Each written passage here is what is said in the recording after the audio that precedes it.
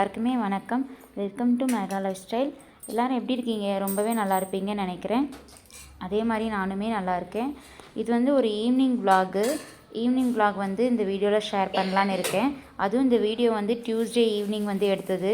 2 டேஸாக அப்லோட் பண்ணணும்னு நினைக்கிறேன், ஆனால் பண்ணவே முடியல. அதனால் இப்போயாவது அப்லோட் பண்ணலாம் அப்படின்னு சொல்லிட்டு இப்போ அப்லோட் பண்ணுறேன். ஈவினிங் வந்து ஒரு 4:30லேருந்து ஒரு 7 வரைக்கும் என்னென்ன வேலைகள் இருந்தது அப்படின்னு வந்து ஷேர் பண்ணலான்னு இருக்கேன். பசங்களுக்கெலாம் வந்து ஸ்கூல் லீவ் விட்டுட்டாங்க. இங்கே பெங்களூரில் வந்து March 15 அன்றைக்கே வந்து எக்ஸாம் முடிஞ்சிருச்சு. அதுக்கப்புறத்துலேருந்து லீவு தான். அதனால் வந்து நான் ஈவினிங் டைமில் வந்து கொஞ்ச நேரம் விளையாட வச்சுட்டு நான் குக்கிங் வந்து ஸ்டார்ட் பண்ணிடுவேன். அப்படின்னா ஒரு 6 மணிக்கு கரெக்டாக 6:30 மணிக்கு வந்து ஸ்டார்ட் பண்ணுவேன். இதுக்கு முன்னாடி கிச்சன்லாம் வந்து க்ளீன் பண்ணணும்ல, அதனால் வந்து கிச்சன் கவுண்டர் டாப்பு இதெல்லாமே ஃபுல்லாக க்ளீன் பண்ணிவிட்டு அப்புறம் வெசல்ஸ்லாம் வந்து கொஞ்சம் வாஷ் பண்ண வேண்டியிருந்தது. அதெல்லாம் வந்து சிங்கில் போட்டுட்டு அதை கொஞ்சம் வாஷ் பண்ணி வச்சிட்டேன். முன்னாடியே வந்து நான் குக்கிங் வந்து ஸ்டார்ட் பண்ணிவிட்டு அதுக்கப்புறம் தான் வந்து வெசல்லாம் வாஷ் பண்ணுவேன். இங்கே வந்து அரிசி வைக்கணும் அப்படின்னா, சாப்பாடு வைக்கணும் அப்படின்னா அதை வச்சுட்டு சைட் பை சைடாக அந்த வேலையை முடிச்சிடுவேன். எனக்கு இந்த கிச்சனில் வந்து சாப்பாடு செய்யணும் அப்படின்னா அவ்வளோ நேரம் எடுத்துக்க மாட்டேன். ஷார்ட் டைம்லேயே வந்து சீக்கிரமாகவே செஞ்சு முடிச்சிடுவேன். இப்போது ஈவினிங் பார்த்தோம் அப்படின்னா கம்மியாக தான் செய்ய முடியும். ஏன்னா ரைஸு ஏதாவது கிரேவி அந்த மாதிரி ஏதாவது பண்ணி முடிச்சிடுவேன். மார்னிங்காக இருந்துச்சு அப்படின்னா பிரேக்ஃபாஸ்ட் லஞ்ச் இதெல்லாம் செய்யணும் அப்படின்னா கொஞ்சம் நேரம் எடுத்துக்கும். அதுவும் ரொம்ப நேரம் ஆகாது. 1 ஹவரில் வந்து எல்லாமே செஞ்சு முடிச்சிடுவேன். இந்த வீடியோவில் ஈவினிங் ரொட்டீன் மட்டும் இல்லாமல் பர்சனலாக வந்து கொஞ்சம் பேசலாம் அப்படின்னு தோணுச்சு. உங்களுக்கும் இன்ட்ரெஸ்ட் இருந்துச்சு அப்படின்னா நீங்களும் வந்து ஷேர் பண்ணிக்கலாம். அதே மாதிரி உங்களோட கமெண்ட்ஸும் வந்து நீங்கள் கமெண்ட் செக்ஷனில் கமெண்ட் பண்ணுங்கள். நான் வந்து ஒரு ஃப்ரெண்டுக்கிட்ட பேசுகிற மாதிரி அப்படி தான் பேசணுங்கிற ஃபீல் இருக்குது. அதே மாதிரி தான் நானும் பேச போகிறேன். பர்சனலாக வந்து கேஷுவலாக வந்து பேசலான்னு தோணுச்சு.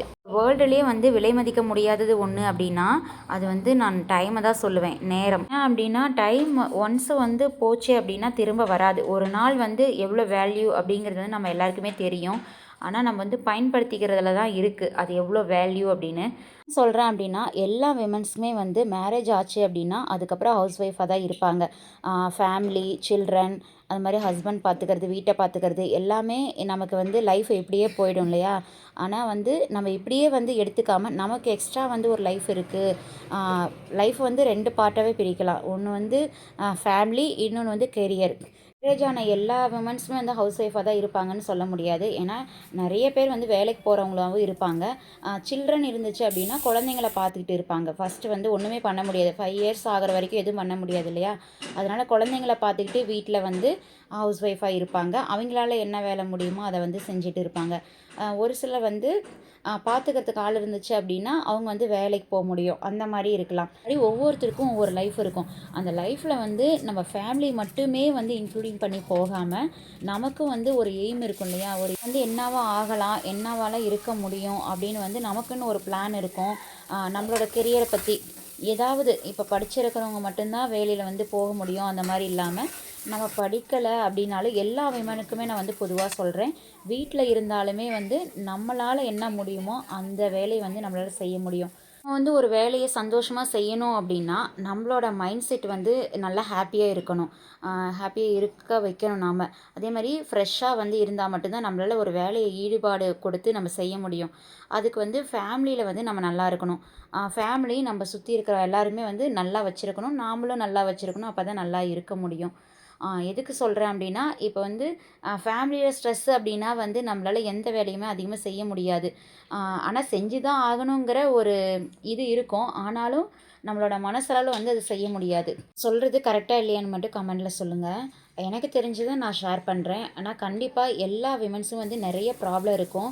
நிறைய சமாளிக்க முடியாத சூழ்நிலையை விட்டு வெளியே வராத மாதிரி நிறைய பிரச்சனைகள் இருக்கும். அது எல்லாத்தையுமே கடந்து வாழ்கிறது தான் வந்து ஒரு ஹவுஸ் ஒய்ஃப்னே சொல்ல முடியும். ஹவுஸ் ஒய்ஃப் மட்டும் இல்லை, எல்லா பெண்களுக்கும் அதுதான். அதனால் நம்ம ஃபேமிலின்னு மட்டும் எடுத்துக்காமல் ஃபேமிலியில் எவ்வளோ ப்ராப்ளம் ஸ்ட்ரெஸ் இருந்தாலும் சரி அதை ஒரு பக்கம் வச்சுட்டு நம்மளோட லைஃப்பில் இன்னொரு பார்ட் வந்து நம்மளோட கெரியர், அதை வந்து நோக்கி நம்ம முன்னேறி போகணும்.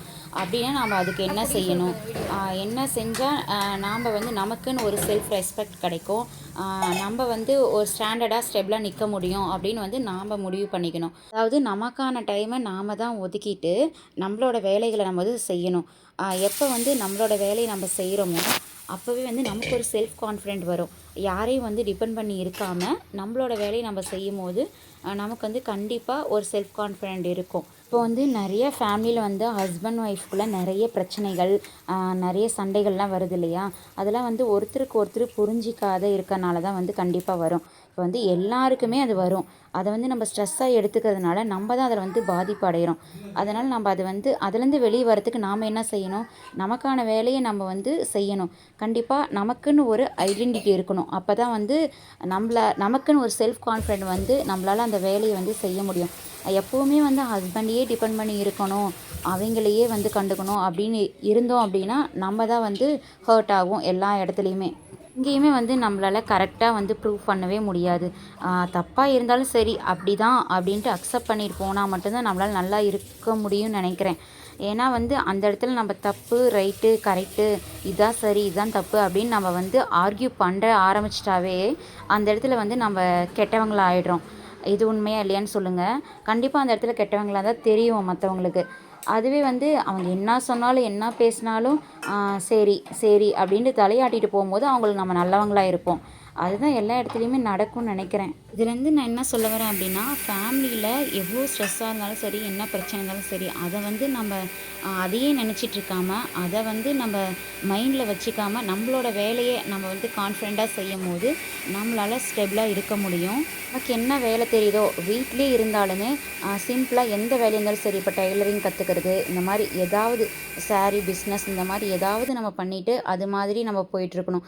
யாரையும் வந்து டிபெண்ட் பண்ணி இருக்கக்கூடாது. குறிப்பாக வந்து பெண்கள் வந்து யாரையுமே டிபெண்ட் பண்ணி இருக்கக்கூடாதுன்னு நான் நினைக்கிறேன். உண்மையா இல்லையான்னு மறக்காமல் கமெண்டில் சொல்லிடுங்க. எப்போவுமே வந்து வீட்டில் இருக்கிற லேடிஸ் எல்லாருமே வந்து நம்ம ஃபேமிலி வந்து பெருசாக எடுத்துக்கிறதுனால தான் நமக்கு நிறைய ஸ்ட்ரெஸ் வந்து இருக்குது. நம்ம எப்போ ஃபேமிலி பெருசாக எடுத்துக்காமல் இருக்கோமோ, பிரச்சனை அப்படின்னா அதையே நம்ம நினச்சிட்டு இருக்கிறதுனால நமக்கு அதிகமாக ஹெட்டேக்கு, பிரச்சனை எல்லாமே நமக்கு ஏறிடுது. அதனால் அது வந்து அதுலேருந்து ரிலீஃப் ஆகணும் அப்படின்னா நாம் வந்து வேறு வேலையை செய்யும் போது அதுலேருந்து கண்டிப்பாக ரிலீஃப் ஆக முடியும். இந்த வேர்ல்டில் எவ்வளோ விஷயங்கள் வந்து நல்ல நல்ல விஷயங்கள் இருக்குது. நிறைய கற்றுக்கக்கூடிய விஷயங்கள் இருக்குது. எவ்வளவோ கற்றுக்கலாம். புது புது விஷயங்கள்லாம் வந்து லேர்ன் பண்ணிக்கலாம். ஃபஸ்ட்டே சொன்னேன் இல்லையா, திரும்ப வந்து நம்மளால் பெற முடியாதது ஒன்றே ஒன்று தான். அது வந்து டைம். அந்த நேரத்தை வந்து நம்ம கரெக்டாக பயன்படுத்தி நமக்கான நேரம், நமக்கான வேலை அப்படின்னு பயன்படுத்திட்டு நம்ம வந்து ஒரு சைடாக போயிட்டுருக்கும்போது நமக்கு வந்து கான்ஃபிடென்ட் வந்து நம்மளால் வந்து முன்னேற முடியும். கண்டிப்பாக நம்மளால் ஸ்டெபிளாகவும் இருக்க முடியும். ஃபேமிலி நல்லா ரன் பண்ண முடியும். ஆனால் நமக்கு நடக்கிற பிரச்சனைகள், ஸ்ட்ரெஸ்ஸு, இந்த மாதிரி எதுவுமே நம்ம மைண்டில் வச்சுக்காமல் அதுலேருந்து ரிலீஃப் ஆகணும்னா நமக்கான வேலையை நம்ம செய்யணும். எனக்கு தோணுச்சு, அதை வந்து ஷேர் பண்ணேன். உங்களுக்கு ஏதாவது தோணுச்சு அப்படின்னா, உங்களுக்கு ஏதாவது ஷேர் பண்ணணும்னு விருப்பப்பட்டீங்க அப்படின்னா நீங்களும் கமெண்ட் செக்ஷனில் கமெண்ட் பண்ணுங்கள். வந்து டியூஸ்டே அன்னைக்கு வந்து மதியம் ஹோரை டைமில் வெத்தலை தீபம் போட்டது அப்போ எடுத்த ஷார்ட்ஸ் இதை அப்லோட் பண்ணவே இல்லை. அதனால் இந்த லாங் வீடியோவோடு சேர்த்து நான் அப்லோட் பண்ணிட்டேன். இதோட வந்து 5வது வாரம் வந்து நான் வெத்தலை தீபம் போடுறேன். இதுவுமே வந்து நான் எதிர்பார்க்காம எந்த ஒரு வேண்டுதலும் இல்லாமல் தான் நான் வந்து வெத்தலை தீபம் போட்டுட்ருக்கேன். ஆனால் வந்து ஏதாவது ஒரு நாள் வந்து கடவுள் நமக்கு நல்லது கொடுப்பார், நல்லது பண்ணுவார் அப்படிங்கிற ஒரு நம்பிக்கையில் தான், கைவிடாமல் நம்மளை வழிநடத்தி செல்வார் அப்படிங்கிற ஒரு எண்ணத்தோடு செய்கிறது தான் இது எல்லாமே. நம்ம எதிர்பார்த்தோம் அப்படின்னா எதுவுமே கிடைக்காது. எதிர்பார்க்காம நம்ம செய்கிற ஒரு செயல் தான் நமக்கு எல்லாமே கிடைக்கும்னு நான் கற்றுக்கிட்டேன். அதனால் வந்து அதை தான் உங்கள்கிட்ட ஷேரும் பண்ணிக்கிறேன். இந்த வீடியோ பிடிச்சிருந்துச்சி அப்படின்னா நம்ம சேனலை சப்ஸ்கிரைப் பண்ணி வச்சுக்கோங்க. எந்த மாதிரி கண்டென்ட் வேணும் அப்படின்னா அதுவும் கமெண்டில் சொல்லுங்கள். தேங்க்ஸ் ஃபார் வாட்சிங்.